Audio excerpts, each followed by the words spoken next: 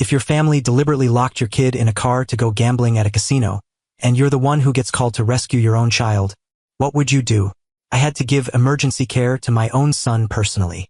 And my wife, she didn't say a word. She took action. I've been working as an ambulance driver for 12 years. I've saved hundreds of people. But nothing could have prepared me for the day when the victim I was called to rescue was my own 7-year-old son. This is the story about the worst day of my life, about deliberate betrayal, and about a woman who didn't need to say a word to burn everything down. Before I delve into the details, thank you for choosing my story to listen to among the hundreds of stories on this entertainment platform. I wish you all the best. Hello everyone, I'm Garrett, 38 years old. The story I'm telling today happened on a Saturday this past summer, a day I thought would be a normal family party. I've been working for the Las Vegas Fire Department for 12 years. My job isn't just driving the ambulance. I'm also the first person to touch victims, check pulses, stop bleeding, and perform chest compressions if needed. I've witnessed all kinds of tragedies on this city's roads, from multi-car pileups on Interstate 15 to heart attacks in the middle of casino floors. People say this job makes your heart go numb.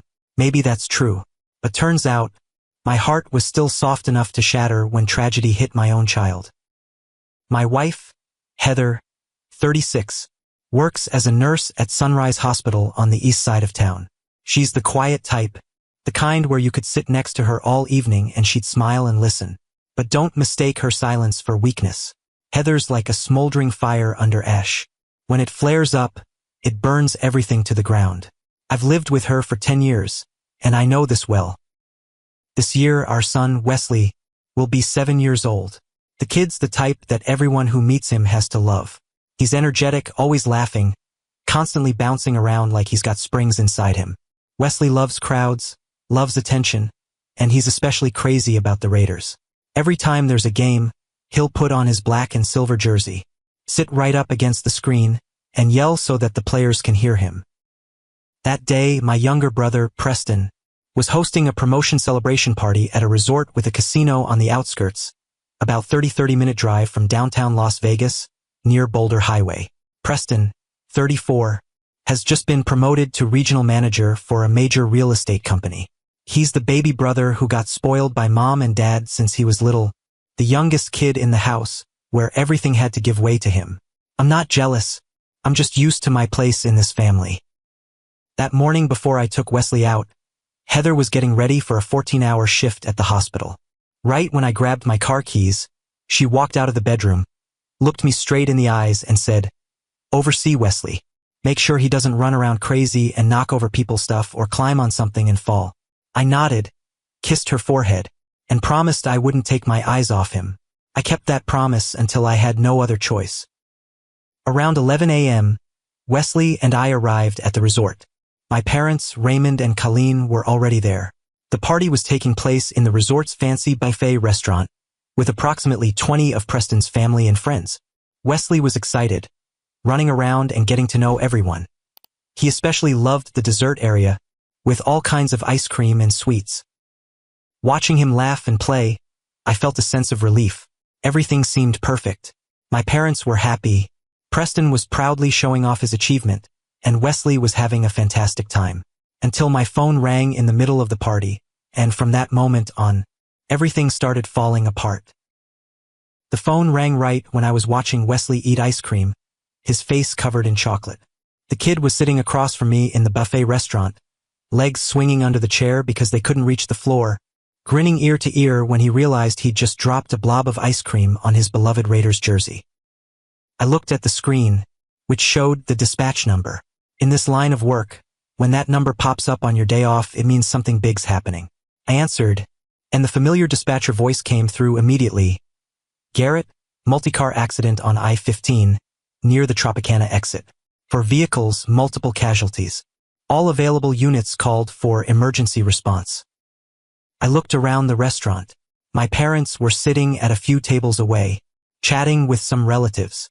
Preston was standing near the bar, drink in hand, laughing and talking with his friends. I picked up Wesley and walked toward my parents' table, explaining to him as we went that Dad had to go to work for a bit. As soon as she saw me, Mom immediately understood the situation. She stood up, opened her arms to take her grandson with that familiar smile and said, "Go on, honey. I'll take care of him. Nothing to worry about."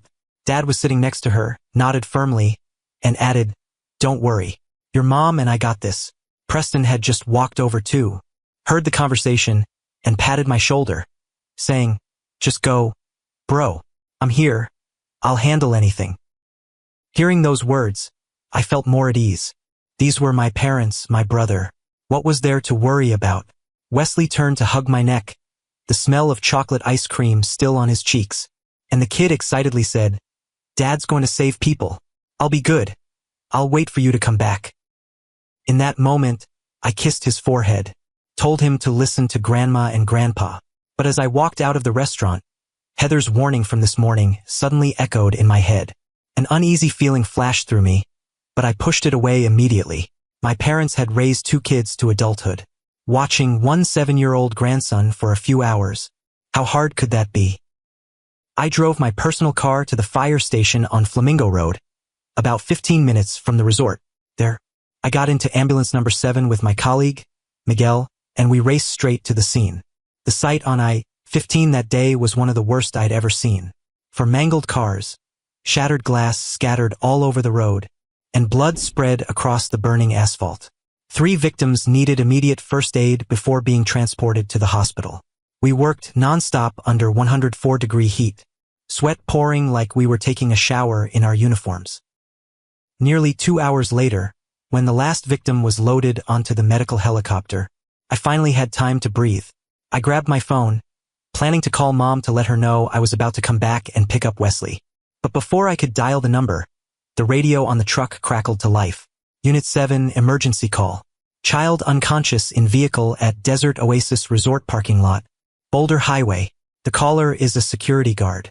Need immediate assistance. My heart felt like someone was squeezing it shut. Desert Oasis Resort. The exact resort I'd left 2 hours ago. The place where I'd left my son. Miguel looked at me, asked briefly, "Taking the call? We're closest. Just 10 minutes away." I nodded, my mouth dry. My hands were shaking as I dialed Mom's number. No answer. Called Dad. No answer. Called Preston. Long rings, then straight to voicemail. Right then, a cold feeling spread from my chest all the way down to my feet. I tried to calm myself down. Las Vegas has hundreds of resorts. Thousands of cars are parked every day. So many other kids. Not my child. Couldn't be Wesley. Miguel hit the gas. Ambulance sirens screaming as we cut across the city. I sat in the passenger seat, eyes glued to my phone, calling each number again. No one responded. I prayed I was worrying for nothing. But deep down inside, I was scared. Really scared. When our ambulance turned into the Desert Oasis Resort entrance, I was still trying to maintain my professional rescue worker mindset. I told myself this was just a coincidence. But the moment the ambulance entered the sprawling parking lot under the scorching sun, a burly black security guard was already waiting. He waved us over, then pointed to the farthest corner of the lot, hidden behind some big trucks.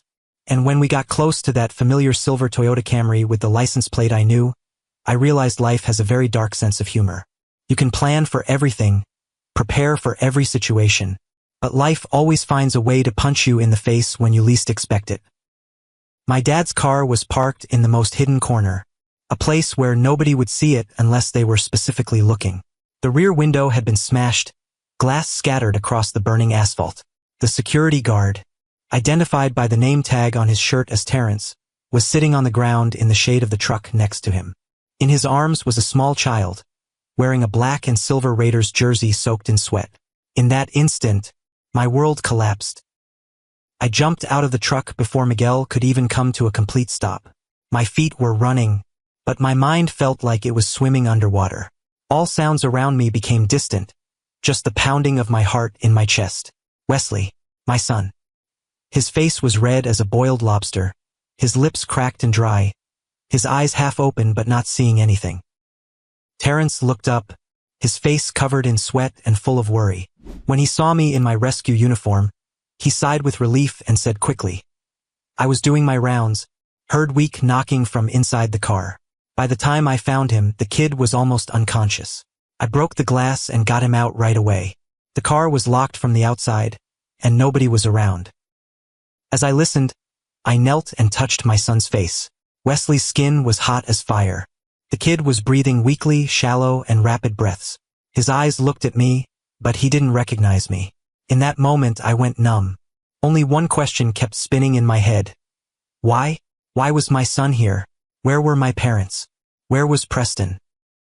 Miguel's voice yelling from behind snapped me back to reality. Garrett, come on.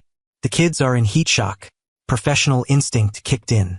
I took a deep breath, pushed aside my emotions, and began doing what I was trained to do, and checked his neck pulse weak but still beating. Pupils reacted slowly to light.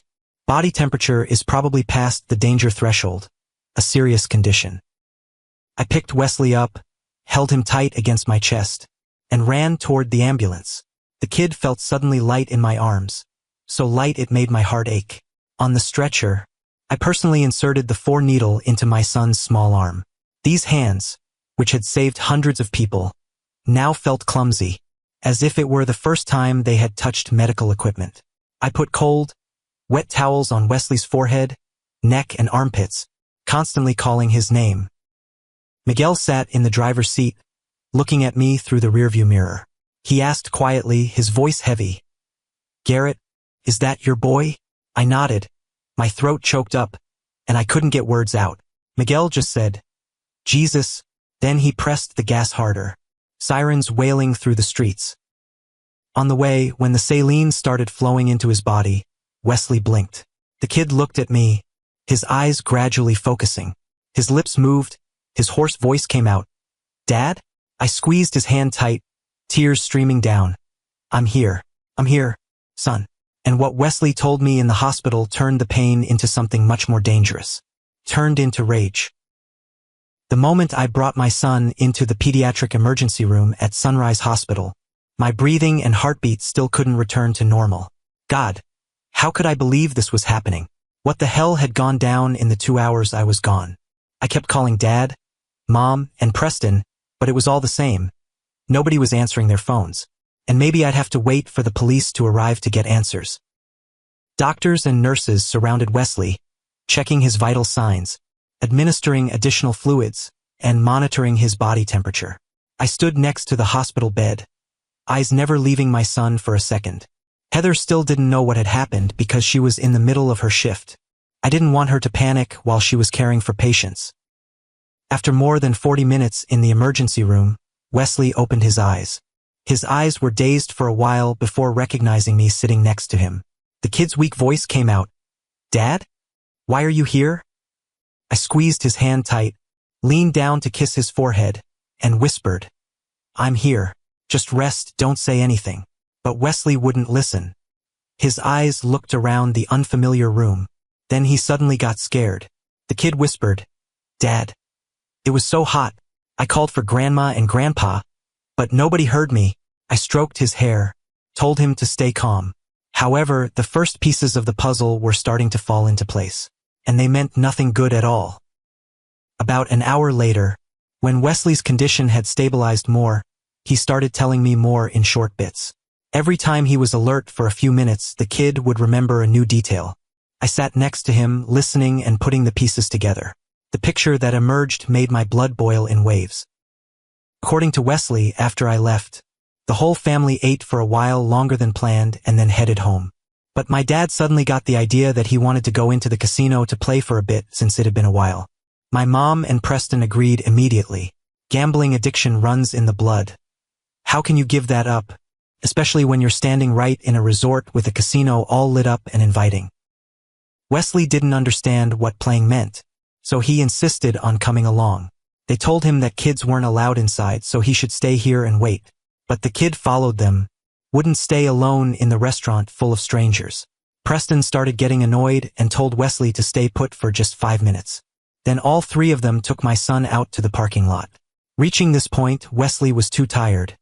His eyes closed and he fell asleep. I sat waiting, my heart burning like fire. Half an hour later, he woke up and continued the story. They drove to the farthest corner of the parking lot, where all the big trucks were blocking the view. My dad turned off the engine and my mom turned around, giving Wesley the iPad and telling him to sit there and be good, watch movies. They'd go in for a bit and come back out. After that, all three of them got out of the car and locked the doors from the outside. Wesley sat playing on the iPad until the battery died. That's when he started realizing how terribly hot it was. He took off his jacket but still couldn't stand it. Sweat soaked his shirt. He was thirsty but had nothing to drink. He banged on the doors, called for Grandma and Grandpa, but there were only trucks around, and nobody could hear him. He got scared, cried, and then was too exhausted. His eyes closed. The last thing he remembered was the sound of glass breaking and someone pulling him outside. When he finished telling the story, Wesley burst into tears. The kid looked at me with red eyes. His voice choked up. "Did I do something wrong, Dad?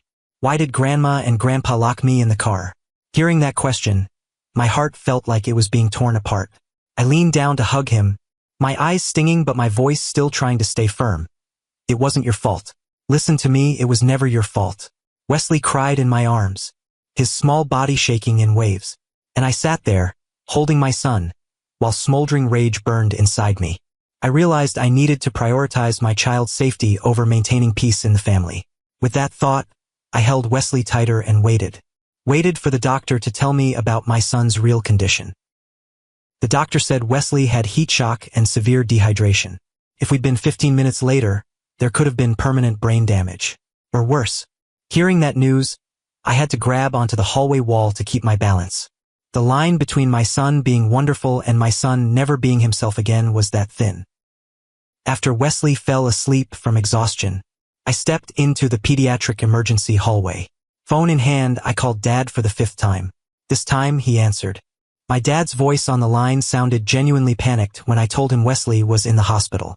I just briefly said the hospital name and room number, then hung up. I didn't want to hear any explanations over the phone. I tried to look them straight in the eyes. While waiting, I sat watching nurses walk back and forth, watching other moms and dads worrying about their kids. A young mother was sitting a few chairs away from me, her eyes red, her hand gripping her phone tightly. I wondered what was wrong with her child, then suddenly realized I was in a similar situation. The only difference was that what happened to my son wasn't caused by an accident or illness, but by his own grandparents and uncle. More than 30 minutes later, I heard familiar footsteps from the end of the hallway. My dad walked in front, still standing straight but moving more slowly than usual. Mom followed behind, her eyes swollen red. Preston dragged behind at the end, head hanging down like a kid who knows he's about to get punished. I recognized that familiar look right away. All three of them had prepared their script on the way here. My mom spoke up first when she was still a few steps away, her voice trying to sound worried. "How's Wesley, honey?" I stood up from the bench, and for the first time in my life, I looked at my family without any respect left. I spoke really slowly, really clearly. I talked to Wesley. All three froze. My mom was about to open her mouth to say something, but I held up my hand to stop her. I needed them to listen, not explain. I continued, eyes looking at each person one by one. He told me everything. About you saying you wanted to go into the casino to play for a bit. About all three of you agreeing right away. About Preston getting annoyed when he wanted to come along. Hearing that, my mom stepped back as she'd just been pushed. She stammered, eyes blinking constantly, voice shaking. "It wasn't like that. Let us explain." I cut her off, voice cold as ice. "Explain what? That you wanted to gamble and didn't want to be bothered?" My mom went silent, her hand gripping my dad's arm tight. Preston stood next to them, face pale, and finally jumped in with a desperate voice. "Garrett, we thought it'd just be a little while. Who knew?" I spun around, looked straight at the brother I'd given way to my whole life. Who knew what? Who knew it was hot? Who knew a car parked in the sun would turn into an oven? "You're 34 years old, Preston. Don't play innocent with me." Preston hung his head down, didn't dare face me. Right then, my dad, who'd been silent the whole time, suddenly spoke up. His voice still carried that familiar irritation whenever someone dared challenge his authority. "He's fine. Why are you making such a fuss? Back in the day, your mom and I also." His words were like throwing a match into a gas tank. I yelled, couldn't control myself anymore. "Don't tell me about back in the day." The whole hallway went silent. A few nurses walking by stopped to look. A dad carrying his child also turned his head toward us. But I didn't care. I lowered my voice, but every word was heavy as stone. Do you remember Reno? When I was 14. You and Mom left Preston and me at the arcade for 7 hours while you went to the casino. And when I told my teacher, what did you do? I paused, letting the silence hang between us. Then I looked straight into his eyes, said word by word slowly, you slapped me hard across the face. You told me to shut up. The moment I finished speaking, nobody said a word. Perhaps both my friend and I were remembering that year, the day when Preston and I were also left behind, just as Wesley was today. How could I forget that night in Reno? My family went on summer vacation. Mom and Dad promised to take us to see a movie, then have dinner. But when we got there, instead of a movie theater, they stopped the car in front of a hotel with a brightly lit casino. Dad turned around and told us two to sit and play games at the arcade. They'd be back in an hour. I wanted to object but didn't dare. Preston was only 11, and his eyes lit up as he saw all those game machines. 1 hour passed, then 2 hours, then 4. Preston started getting hungry and tired. The kid asked me why Mom and Dad weren't back yet. I didn't know how to answer. By 10 p.m., he fell asleep on the arcade sofa, and I sat watching over him, eyes glued to the entrance, praying Mom and Dad would appear. No money, no phone, no way to contact them. I was 14, scared enough to cry, but I didn't dare because I had to stay strong for my brother. They didn't come back until 2 a.m. Mom was all smiles because she won a few $100. I cried, asking why they were gone so long. Mom just waved her hand, saying I was overreacting. Your brother slept fine, what's the big deal? The next day, when we got home, I told my teacher because I thought adults would be able to help. The school called my parents in. On the way home, Dad slapped me like lightning and said, you embarrassed the whole family. Keep your mouth shut from now on. And Mom hugged Preston, who was crying because he was scared, comforting him and assuring him that it was okay, that his brother was overreacting. From that day on, I learned a lesson. Silence. Always silence. That was the only way to survive in this family. For 24 years, I kept that lesson. For 24 years, I swallowed everything to keep the peace. But today, when history repeated itself with my own son, I couldn't swallow it anymore. The moment I mentioned everything, nobody responded. My mom looked down at the floor. Preston still looked somewhere else. And my dad just stood there, jaw clenched tight, eyes avoiding like someone caught red-handed. Right at that tense moment, 2 police officers appeared at the end of the hallway and walked toward us. Terrence had called the police right when he rescued Wesley, and now they were here to take statements. One officer asked if I wanted to speak privately. I nodded immediately. In the small room at the end of the hallway, I told the whole story of what Wesley had said.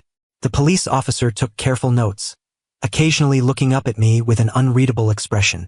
When I finished, he closed his notebook and said he'd take statements from the others. I knew Nevada law would only give them a light sentence for this.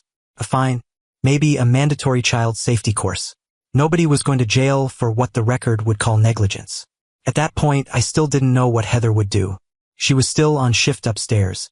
I texted her that our son was hospitalized, but told her to finish her shift since Wesley was stable. I hadn't shared the details with her yet.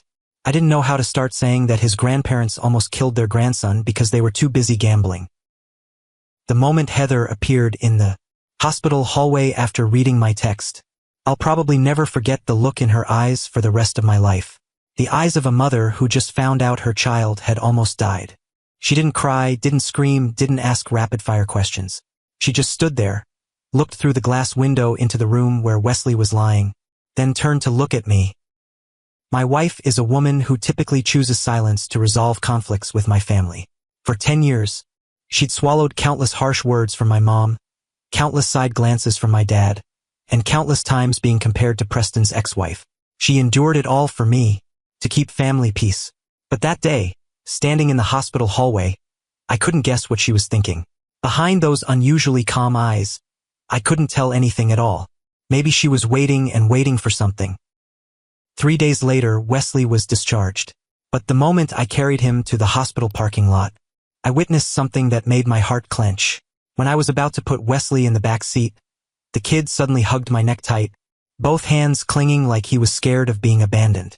His eyes went wide, looking into the car with a panic that number 7-year-old should have.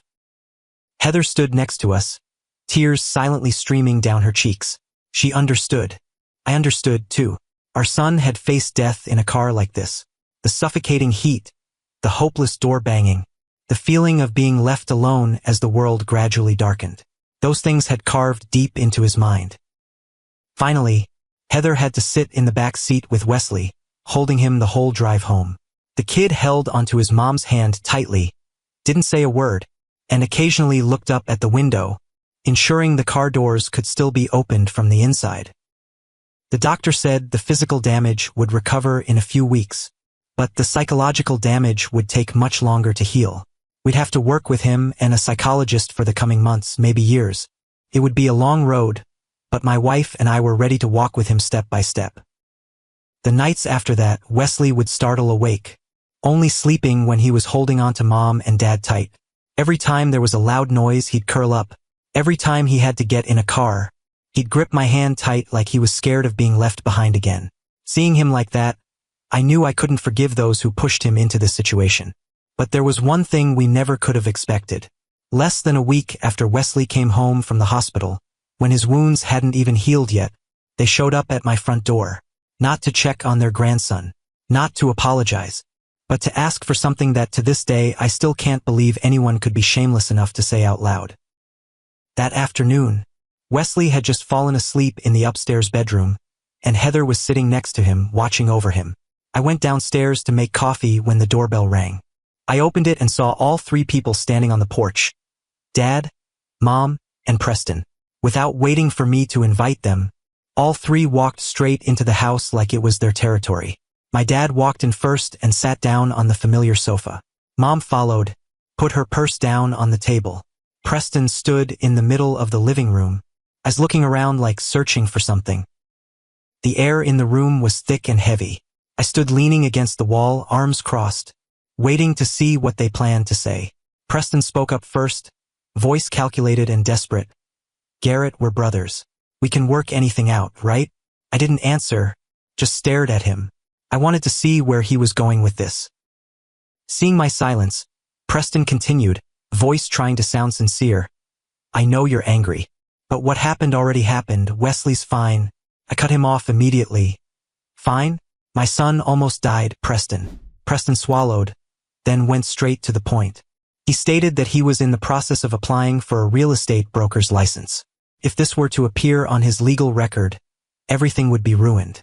The career he'd built for years would go up in smoke. And then, after beating around the bush for a while, Preston looked straight into my eyes and said something I never thought I'd hear from my brother's mouth. "Tell the police that you permitted us to leave Wesley in the car. Say it was a misunderstanding. That way, things will be lighter." I thought I heard wrong. I asked again, voice disbelieving. "You want me to take the blame for you?" Preston nodded, face completely unchanged. "You're his dad. If you take it, it's no big deal. Nobody's gonna punish a kid's father hard. But I've got a whole career ahead of me."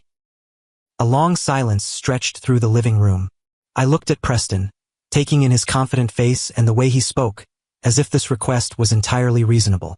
Then I looked at my parents, both of whom were silent, not objecting. They came here with him, which meant they were aware of this plan, which meant they agreed. I said just one word: no. Preston stepped forward, voice urgent. "Garrett." I repeated it louder this time. "No, I'm not taking the blame for what you did." Right then, my mom jumped up from the sofa, her face flushed red. She pointed at my face, voice shrill. "Garrett, you're the older brother, you should take care of your brother." My dad also stood up, his voice heavy. "Blood is thicker than water. How can you watch your brother collapse?" Preston jumped in, his face twisted with anger. "You're being too selfish." Hearing that, I burst out laughing, dry laughter. I looked straight at his face and asked, "I'm selfish? You locked my son in a car to gamble, almost killed your own nephew, then came here demanding I take the blame for you, and you're calling me selfish?" My mom screamed, her shrill voice echoing through the living room. "You're ruining your brother's future. Ungrateful. Forgot who raised you?" My dad stepped closer to me, eyes blazing, shouting, "You're destroying your brother. From today on, I don't have a son named Garrett." The curses and insults kept pouring down on me like hail. But upstairs, someone was listening to every word. And not just listening. Heather had stepped into the hallway when she heard the commotion from the living room. She stood there, phone in hand, recording everything. Every curse, every threat, every shameless demand from Preston echoed clearly up the stairs. What hurt Heather most wasn't the insults aimed at her husband. She had waited for one single question. Just one. How's Wesley? Nothing. Throughout the entire confrontation, not one of the three people asked about the grandson who'd almost died. Not one word. Just demands, threats, and blame. The last hope in her heart died in that moment. She went back into the room, checked that Wesley was still sleeping soundly, then quietly opened her laptop. All of that I only found out later. Down on the first floor, the confrontation had reached its end. My mom angrily grabbed her purse, voice full of contempt. Fine, we're leaving. No point staying here anymore. My dad stopped at the door, turned to look at me one last time, his voice like passing judgment. Remember this, we're family. Family protects each other. I looked straight into his eyes, voice ice cold, every word clear. What family? I don't have family like you people. I walked to the door, opened it wide, and stood waiting. All three walked out one by one. Preston went last, shot me a look full of hatred before stepping over the threshold. At the same time, upstairs, Heather hit send. She'd written an email to the real estate company where Preston worked, detailing the entire incident and attaching the video she just recorded from the hallway, which clearly captured Preston asking his brother to take the blame to protect his license application record. I only found out about all of this a week later, when Preston called screaming that his license review was delayed, and the company was considering disciplinary action for unethical behavior. I turned to look at Heather. She was sitting by the window, her face calm, as if nothing had happened. She shrugged, voice light. They came to our house, didn't ask about our son once, and demanded you take the blame. I was standing up there, heard everything, recorded everything. That was all the explanation I needed. 6 months have passed since that day. Our lives have completely changed. Legally, my parents and Preston were convicted of minor child neglect. Each paid a $2,000 fine and had to complete a mandatory child safety course. Preston's real estate broker license was delayed for 3 years due to unprofessional and unethical conduct. The career he was so proud of building is now just ashes. The extended family is split into two sides. Most sided with my parents, calling my wife and me heartless, destroying the family over something small. But we don't care anymore, because they all know perfectly well how addicted to gambling my parents are. Wesley has recovered physically, but the wounds in his soul are still there. He's still scared of cars, afraid of being alone. And that's precisely why I'll never forgive them, no matter what happens. One evening, when I was reading to him before bedtime, Wesley suddenly looked up and asked, "Dad, what about Grandma and Grandpa and Uncle? Don't they love me?" Hearing that question, my heart felt like it had shattered again. I hugged him close, spoke really slowly. "It's not your fault. They did wrong by you, and Dad will never let that happen again." Heather sat next to us, arms around both of us. She said gently, "We're family. 3 people. Having each other is enough." Some people say Heather went too far when she sent that email. But to me, that action was entirely justified, because children are the final boundary that no one is allowed to cross. When that boundary was violated, she acted in her own way. That's how a mother protects her child. I learned a lesson. Blood relations don't mean permission to cause harm. A real family isn't one defined by blood, but by people who are willing to protect you. I lost one family, but I kept my real family. If it were you, what would you do? Let me know in the comments. And remember, never leave kids alone in cars, not even for 5 minutes, because 5 minutes can turn into a lifetime of tragedy. Thanks for listening to my story. If you enjoyed it, don't forget to subscribe to the channel and like the video to support us. I look forward to seeing you in the following stories.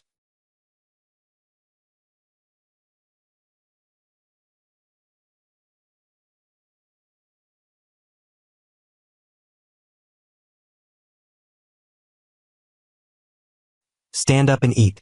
The seats are only for family. Those were the cruel words my dad said to my 6-year-old daughter during Christmas dinner 2 years ago, all because I refused to help the family. My 82-year-old grandpa then taught my family a lesson. Before I delve into the details of the story, I would like to express my sincere gratitude from the bottom of my heart. Thanks for taking your precious time to follow this story. Hello everyone, I'm Tristan, 40 years old. I work as an accountant for a mid-sized real estate company in Spokane, Washington.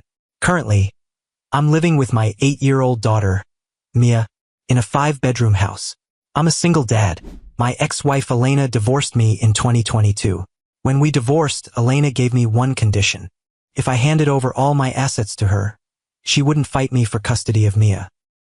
Faced with that condition, I realized she only saw Mia as a valuable bargaining chip. Right then, I agreed without hesitation. To me, Mia is everything, and I'm willing to sacrifice my own life to protect and care for her. After the divorce, Mia and I moved to a cheap rental 1-bedroom house. Life was pretty tough back then. I had to save every penny to take care of her.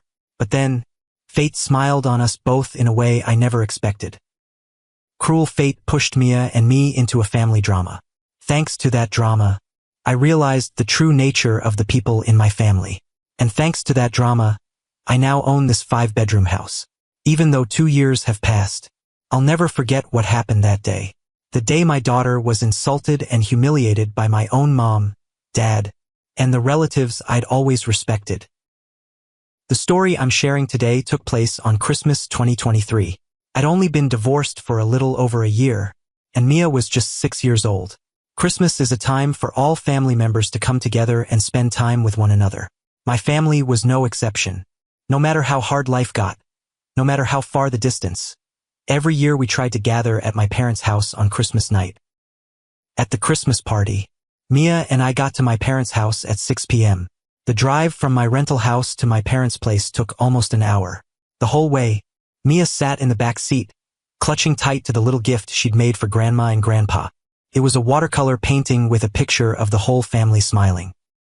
When I turned onto the familiar road leading to my parents' house, Mia asked me excitedly, "Dad, do you think Grandma and Grandpa will like my painting?" I looked at her through the rearview mirror and smiled back. "Absolutely. Grandma and Grandpa will be so happy to get this gift." Back then, I really believed what I was saying. I had no idea that in just a few hours, that painting would become a symbol of innocence betrayed. When we walked into the living room, 20 familiar relatives were already there. Additionally, there was one especially important person present. My grandpa, Richard. Grandpa Richard was 82 years old that year, but he was still sharp. He still walked straight, even though his hair had gone white. In the family, I loved and respected him the most because he was always fair to everyone. He'd served in the military before. That's why his words carried absolute authority, and nobody ever dared argue with him. The moment Mia and I stepped into the living room, I could tell something was off. The relatives just glanced at us with looks full of contempt. Nobody asked how we were doing, and nobody came over to say hello. Unlike every other year, my mom and dad just nodded hello half-heartedly. They didn't hug Mia like they used to, didn't compliment how fast she was growing, or ask how school was going. I felt annoyed by their strange attitude, but I told myself that everyone was just busy talking. Then I caught Marco's eyes. My younger brother. Marco is 4 years younger than me, the golden child of my parents. In my parents' eyes, Marco was always the kid who needed help. And me? I was the older son who had to handle everything on my own. When we were little, there was no favoritism in my family. However, when I was 10, and Marco was 6, he got lost during a family trip to the park. That day, Mom cried so much. She was utterly devastated for the whole 6 hours Marco was missing. When he was found, Mom hugged Marco tight and swore she'd never let him suffer any harm again. From that day on, all the favoritism started appearing in our family. Marco got whatever he wanted. Marco made mistakes and was covered for them. Marco failed and brought comfort and support. Me? I always had to pick myself up alone. Because I didn't want to ruin family harmony or cause the family to fight, I always stayed quiet and endured my parents' favoritism toward Marco. At that Christmas party, as I looked into Marco's eyes, I saw something cold. He looked at me like an enemy, not like a family member. The corner of his mouth turned up slightly, like he was waiting for some good drama to unfold. In that moment, an uneasy feeling crept into my heart. Grandpa Richard had noticed everyone's behavior toward Mia and me. He came over to me, patted my shoulder, and hugged and kissed Mia on the cheek so we wouldn't feel left out. He bent down to look at Mia and said to her warmly, "My Mia's growing up so fast. Come here and let me hug you." Faced with Grandpa Richard's warmth, Mia shyly held out her painting and said sweetly, "I painted this for our whole family." Grandpa took the painting, looked at it for a while, then praised, "It's beautiful. I'll hang it in my living room." Watching how Grandpa loved us, I silently thanked him for what he'd done. I believed that with Grandpa there, Christmas dinner would still go smoothly. I had no idea that, in just a few minutes, family drama would erupt right in the middle of the party, and the main characters would be my 6-year-old daughter and me. Around 6:30 that evening, my dad announced that everyone to sit down at the dinner table. Like every year, Mom and Dad sat at the head of the table. Marco's family would sit to the left of my parents, and my family would be on their right. Grandpa Richard would sit in the most honored position at the table, which was the middle area. After Dad made the announcement, I pulled out a chair and got ready to seat Mia. But just as Mia sat down in the chair, my dad suddenly said coldly to me, "Tristan, stop right there. That's not Mia's and your place." Dad's words made me freeze. I stood there, my hands still on the back of the chair, trying to process what I just heard. After a few seconds of silence, I turned to look at Dad and asked, "So where are Mia and I going to sit?" As soon as I finished speaking, Dad looked at me, then looked at Mia, and then he said straight to my 6-year-old daughter in a voice cold as ice, "Stand up and eat. The seats are only for family." In that moment, time seemed to stop. I looked at Dad, not believing my ears. Mia sat in the chair, her big, round eyes looking up at her grandfather in confusion, as she didn't understand what was happening. Anger immediately flared up inside me. I took a deep breath, trying to control myself, then asked Dad through gritted teeth, "What did you just say? You're saying Mia and I aren't family?" My dad crossed his arms over his chest, his cold eyes looking at me like he was looking at a stranger. Then he answered, "You and your kid aren't my family anymore." That statement was like a bucket of cold water thrown in my face. After Dad's words, I stood there, my body frozen, while my mind spun, trying to understand what was happening. Around me, 20 relatives sat in silence, nobody speaking up in our defense. Some people even nodded in agreement with what my dad said. I swallowed hard, trying to hold back the anger boiling inside me, then asked through gritted teeth, "Why? What's going on? Just tell me straight up." As soon as I finished speaking, Mom jumped in, her voice full of blame. "You're still asking? You refused to help your brother when he needed to borrow $120,000. Mom's words left me speechless, and that's when memories from a week before Christmas came flooding back. A week before Christmas, Marco suddenly showed up at the door of my rental house. When I opened the door and saw him standing there, I was shocked. Marco rarely visited me. Actually, since I got divorced and moved to this rental house, he'd never stopped by once. After I saw it was Marco, I invited him in, made him a cup of coffee, and then sat down across from him. Marco didn't beat around the bush. As soon as he sat down, he looked straight into my eyes and said, "Tristan, I need you to lend me $120,000. I almost choked on my coffee when I heard that number. I put my coffee cup down, looked at him, and asked, $120,000? What do you need that money for?" Marco leaned back, looking confident, then explained, "I'm investing in a big tech project. If it works out, I'll make 3-4 times that amount." I was quiet for a moment. I knew Marco knew his personality. He was always chasing dreams of getting rich quickly, but he'd never succeeded. His previous projects had all failed, and every time that happened, our parents ended up dealing with the consequences.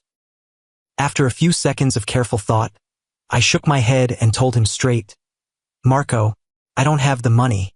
I just got divorced and lost all my assets. I'm raising Mia by myself." Hearing my answer, Marco smirked, his eyes flashing with cunning. Then he said, "Don't lie to me. You just got $120,000 from Grandpa in September. I know you put that money in savings." I froze when I heard him say that. That was right. In September 2023, Grandpa Richard had sold 1/3 of his farm. He gave each of his grandchildren $120,000. I decided to put that money in savings for Mia's future, so she would have money for college and a start to her life when she grew up. What surprised me was that Marco had also gotten that money. He'd also received $120,000 from Grandpa. So why did he need to borrow money from me? Right then, I asked straight up, "You got that same money from Grandpa too? Where's your money?" Marco was quiet for a moment. Then he avoided my eyes and mumbled, "I already used it for something else." Hearing that answer, I understood immediately. He'd blown through all that money, probably on other failed projects, or on the lavish lifestyle he always pursued. Determined to protect my money, I took a deep breath, then looked straight into his eyes and said clearly, "Marco, I can't lend you that money. That's money for Mia's future. I can't gamble my daughter's future on you. If you fail, how are you going to pay me back?" Marco's face changed color immediately. He jumped up, his eyes full of anger. Then he yelled at me, "You're so selfish. Families are supposed to help each other. Do you know if this project succeeds, our whole family will benefit?" I stayed seated, my voice calm but firm. "Marco, no means no." Marco gritted his teeth, then pointed straight at my face and said through clenched teeth, "Remember what you did today. You dare refuse to help me, you'll face the consequences." With that, he turned around and walked out of my rental house, slamming the door behind him. After Marco left, I sat there alone, looking at the cold cup of coffee on the table. I felt a little worried, but I didn't think Marco would do anything too extreme. He was just angry, I told myself. Standing in my parents' living room, remembering what had happened a week before, I understood why my parents had been so cold to us as soon as we arrived at the party. At the same time, I also understood why Marco had been smiling so meaningfully. He told on me to our parents, and my parents had badmouthed me to the relatives. They turned me into the selfish one, the one who refused to help family. After knowing the real reason, I made my decision. I was going to clear everything up with my parents. Looking straight into Mom's eyes, I asked through gritted teeth, "Just because I refused to lend Marco money, you're willing to declare we're not family, right?" Before Mom could answer, Dad practically yelled, his voice full of rage, "That's right. You ask everyone here if you're right or wrong. Family's supposed to help each other." As soon as Dad finished speaking, the relatives started chiming in. Uncle Melvin, my dad's younger brother, sitting in the corner of the table, said accusingly, "Tristan, you shouldn't be like this. Marco's your little brother. When he needs help, you should help him. That's the responsibility of being the older brother." Uncle Pedro, my dad's older brother, also nodded in agreement, then added, "That's right. Money can always be earned back, but family feelings can't. You hurt Marco." Hearing what they said, I looked at them, not believing what I had just heard. The anger inside me flared up. I looked straight into Uncle Melvin's eyes and asked, "Melvin, so when I got divorced, lost all my assets, had to raise my kid alone in a cheap rental apartment, who helped me?" "Who?" Uncle Melvin went silent after my question. A few seconds later, I turned to Uncle Pedro and asked, "Pedro, when I had to work 2 shifts to have enough money to take care of Mia, who came to check on me? Who lent me even $1? Uncle Pedro also didn't say anything after I asked. Clearly, nobody had helped me during those hard times. After the relatives went quiet, I turned back to look at my parents and asked straight up, "And what about you two? When I needed help the most, where were you? Have you ever asked if I have enough money to buy food for Mia? Did you ever ask if I was okay? What have you ever helped me with? Or was everything just for Marco?" My question made Dad angry. His face turned red as he answered, "You're the older son, you have to take care of yourself. Marco's different, he needs support." Hearing those ridiculous words, I laughed bitterly, a laugh full of pain. A few seconds later, I said to Dad sarcastically, I get it. For the past 30 years, I've always had to take care of myself. And Marco, he's always been protected, always been supported. And now, when I refuse to give my daughter's future for him to waste, I become the family traitor." Right then, my mom stood up, her voice shrill as she criticized me. "Don't talk like that. We raised, fed, and educated you. You should be grateful." I looked at Mom, my heart full of disappointment. Then I asked back, "Grateful? I've been grateful my whole life. I've stayed quiet, endured, given in. But today you've crossed the line. Dad insulted my daughter, an innocent 6-year-old child. The relatives still didn't get it. An aunt from the other side of the table spoke up, her voice full of lecturing. Tristan, you're the older brother in the family. You should know how to give in to your younger brother. That's what makes a good son. Additionally, please refrain from speaking to your parents in such a disrespectful manner. No child argues with their parents at a party with guests like this. I laughed loudly in response to her preachy comment. I didn't want to argue with them anymore. I knew that no matter what I said, they wouldn't understand. In their eyes, I was already the guilty one. After I finished laughing, I bent down and grabbed Mia's hand tightly. I pulled Mia to her feet, got her coat, then turned around and walked toward the door. None of them tried to stop us. In that moment, I promised myself I would never set foot in that house again. Just as Mia and I stepped toward the door, Grandpa Richard's voice suddenly rang out from behind, steely and full of authority. Tristan, come back here. I stopped, turned around, and looked at Grandpa Richard. Grandpa was standing up from his chair. His eyes were sharp as knives. Grandpa looked straight at my dad's face and asked, What did you just say to Mia? Mia is your granddaughter. She's only 6 years old. You told her to stand and eat because she's not family, is that right? Seeing Grandpa Richard's anger, my dad backed down a little, but still tried to stay tough, answering, Dad, Tristan refused to help Marco. He doesn't deserve to sit at the same table with this family. Grandpa laughed sarcastically after that answer, a laugh full of contempt. After he finished laughing, Grandpa asked through gritted teeth, Doesn't deserve it? Tristan has the right to lend his money or not lend it. That's his right. And you, what right do you have to kick Mia and Tristan away from the dinner table? My mom saw my dad being questioned and quickly jumped in, her voice shaking. Dad, this situation. Before Mom could finish her sentence, Grandpa Richard raised his hand to stop her, his voice cold and powerful. Shut up. I didn't permit you to speak. Immediately, my mom shut her mouth, her face going pale. Grandpa continued speaking, his voice full of rage. I gave each grandchild $120,000. Marco also got that money. So where's his money? He wasted it all, didn't he? And now, he wants to take Tristan's money. Money meant for Mia's future? Grandpa Richard's question made Marco hang his head in shame. After that statement, Grandpa Richard turned to look at Mia, his voice softening. This little girl, her mother already left her. Mia's already missing a mother's love. And now, you all want to steal her future, too? Nobody dared answer Grandpa's question. Grandpa looked around the room, his eyes stopping at each face of the relatives who had spoken up to criticize me. Then he said, And you all, Melvin, Pedro, and the others, you say family should help each other? So when Tristan was struggling, where were you? I'm asking you, did anyone in this room help Tristan when he got divorced? The whole room fell silent once again. Almost a minute later, my dad stepped forward, his voice trying to stay calm as he said, Dad, don't interfere in this. This is my family's business. Grandpa spun around, his voice roaring like thunder. Your family? Whose house are you living in? Mine. I let you live here, and you dare tell me not to interfere? My dad stepped back, his face going pale when he saw Grandpa's anger. Among the people staying silent, Marco now also stood up, his voice full of defiance.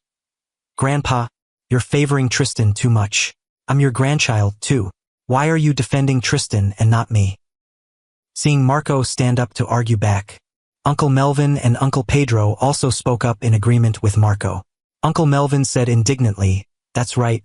Dad's been favoring Tristan for a long time. You always praise him, always defend him. Uncle Pedro nodded, adding, Dad always treats Tristan like the favorite grandchild. But our kids, you don't care about them. After hearing this, Grandpa's face turned red with anger. I could see his hands starting to shake. Suddenly, Grandpa Tristan walked over to the side of the dinner table. With a strength I didn't expect an 82-year-old to possess, he used both hands to push hard, flipping the entire long dinner table over. Plates, bowls, glasses, and food crashed to the floor with a deafening clatter. Everyone screamed, panicking and backing away. Grandpa stood in the middle of the chaos, his chest heaving, his voice ringing out with authority. Now, I demand that all of you apologize to Tristan and Mia. Nobody said anything after Grandpa's demand. A few people even shook their heads, refusing this request. Grandpa looked around, his eyes stopping at my dad, then Mom, Marco, Uncle Melvin, Uncle Pedro, and each person among the relatives. Then he asked, "Nobody's going to apologize?"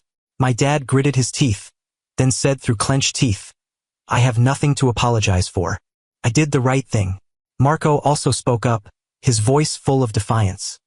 "I'm not apologizing either. Tristan's the wrong one."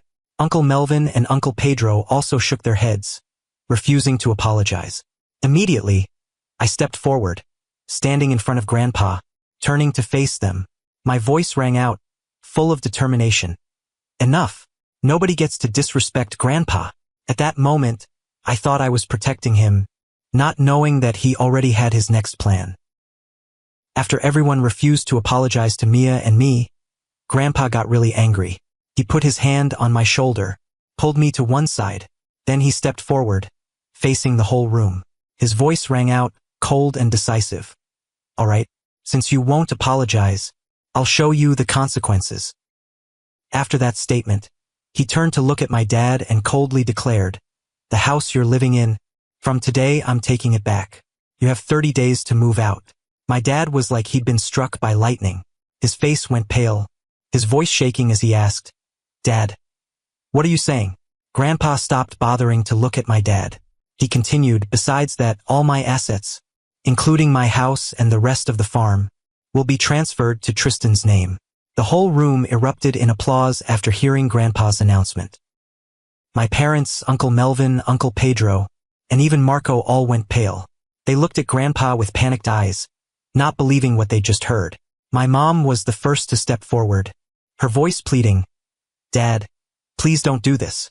I'm begging you. I'll apologize to Tristan and Mia." My dad also quickly stepped forward, his voice lowered, trying to be gentle. "Dad, I'm sorry. I was wrong. Please don't take the house back." Marco also ran over, his voice shaking. "Grandpa, I'm sorry. I shouldn't have treated Tristan like that."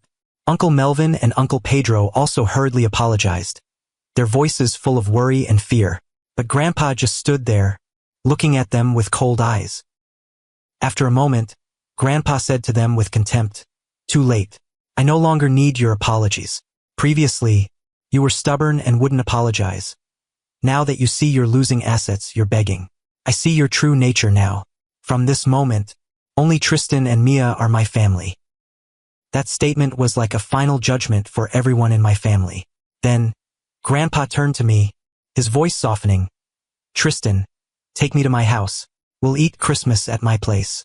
Hearing Grandpa's request, I nodded without saying anything. I quickly followed his instructions.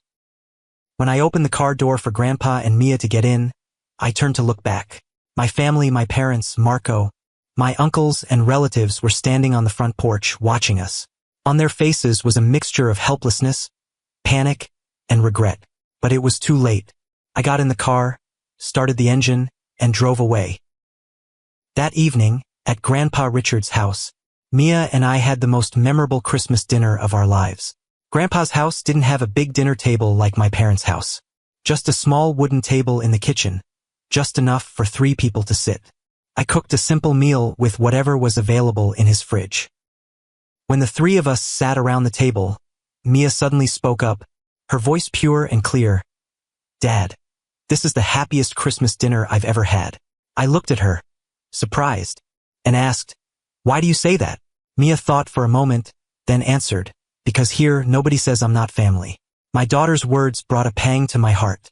I bent down, hugged her tight, and whispered, "You're always Dad's family, always."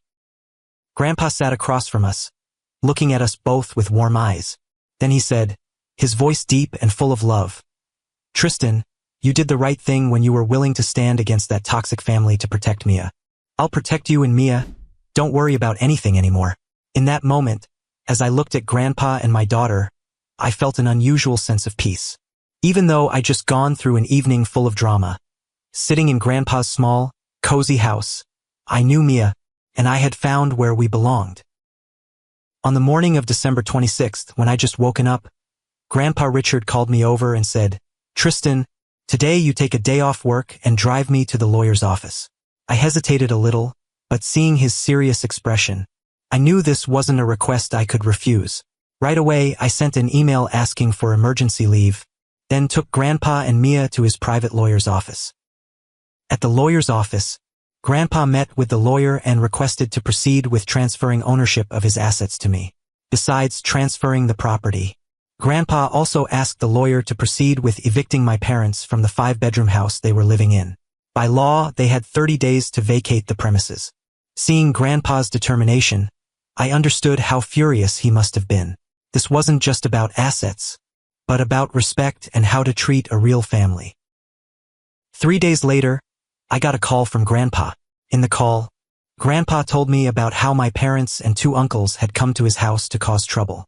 They came after my parents received the notice, which required them to leave the house within 30 days. According to what Grandpa told me, they'd stormed into his house yelling and cursing, demanding he redistribute the assets. Grandpa had called the police and filed a report. At the same time, he also requested a restraining order against them. They weren't allowed to bother Grandpa until he passed away. When I heard Grandpa tell me this, my heart was full of pain. At 82 years old, he had to endure betrayal and insults from his own children. I promised myself that I would protect him, take good care of him in his remaining years. After being kicked out of Grandpa's house that afternoon, they came looking for me. I got back to my rental house at 5 p.m.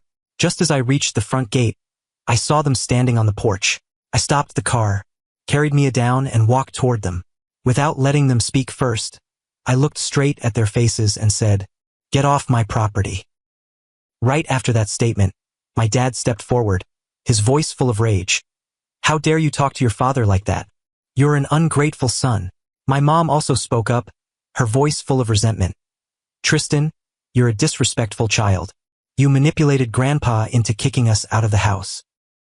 I stood there, one arm holding Mia tight, one hand clenched. The anger inside me was boiling, but I tried to keep it under control. I looked straight into their eyes and said slowly but firmly, "I'm telling you again, get lost. If not, I'm calling the police." Hearing about the police, they froze. They looked at each other, then at me, their faces full of frustration but also helplessness. Finally, my dad gritted his teeth and said to me through clenched teeth, "Fine, you wait, this isn't over." With that, they turned around and left. I stood there, watching them until their figures completely disappeared. 30 days later, my mom and dad were still stubbornly staying in Grandpa's house. They refused to move out, trying to drag out the time, hoping Grandpa would change his mind. But Grandpa didn't budge at all. Grandpa's lawyer filed a petition with the court. Under legal pressure, they voluntarily moved out just 5 days after the petition was filed. 10 days after they left, Mia and I moved into that 5-bedroom house. The day I held the ownership certificate with my name on it, my hands were shaking. I stood in front of the house, gazing up at the roof tiles, examining the windows and taking in the small garden in front of it. I felt lucky and happy because at least Mia and I had a real home, not a cramped rental house, not a place where I had to worry about paying rent every month. Mia ran into the house, opened each door, looked at each room, then turned back to ask me excitedly, "Dad, can I pick which room I want?" I smiled and nodded back. "Of course you can. Pick whichever room you like." She squealed with joy, then ran upstairs to explore the second floor. I stood there, watching her, and felt a simple but overflowing happiness in my heart. 2 years have passed since that Christmas dinner. Mia's and my lives are stable now. Mia is 8 years old this year.